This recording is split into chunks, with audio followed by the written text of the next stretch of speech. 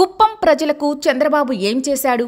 35 ఏళ్లు కుప్పం ఎమ్మెల్యేగా ఉన్న చంద్రబాబు చేయలేని అభివృద్ధి సీఎం జగన్ చేసి చూపించారు. 14 ఏళ్లు ముఖ్యమంత్రిగా ఉన్న సొంత నియోజకవర్గాన్ని పట్టించుకోలేదు. సమస్యలకు కేర్ ఆఫ్ అడ్రస్గా కుప్పం నియోజకవర్గం. 2019లో సీఎం వైఎస్ జగన్ అధికారంలోకి వచ్చాకే మహర్దశ. గత 4.5 ఏళ్లలో కుప్పంలో గణనీయమైన అభివృద్ధి. అన్ని నియోజకవర్గాలు సమానమే అన్న సీఎం వైఎస్ జగన్. పులివెందుల తరహాలోనే కుప్పం నియోజకవర్గానికి ప్రాధాన్యత. కుప్పం అభివృద్ధికి ప్రత్యేక నిధులు కేటాయింపు.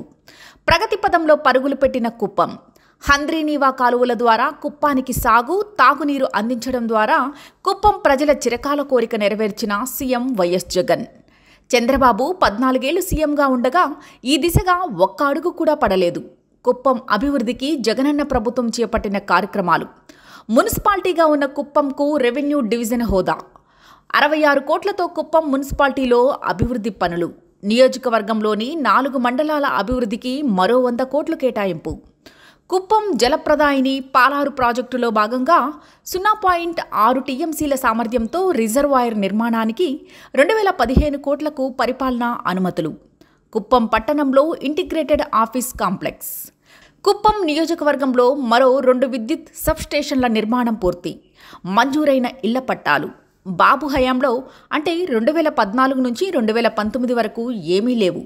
సీఎం వైఎస్ జగన్ పాలనలో అంటే 2019 నుంచి 2024 ఫిబ్రవరి 26 వరకు 14,898 ఇళ్ల పట్టాలు, త్వరలో 15,000 ఇళ్లు.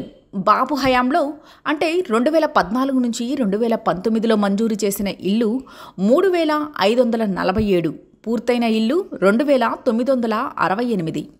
జగన్ పాలనలో అంటే 2019 నుంచి 2024 ఫిబ్రవరి 26 వరకు మంజూరు చేసిన ఇల్లు 7,898, పూర్తయిన ఇల్లు 4,871.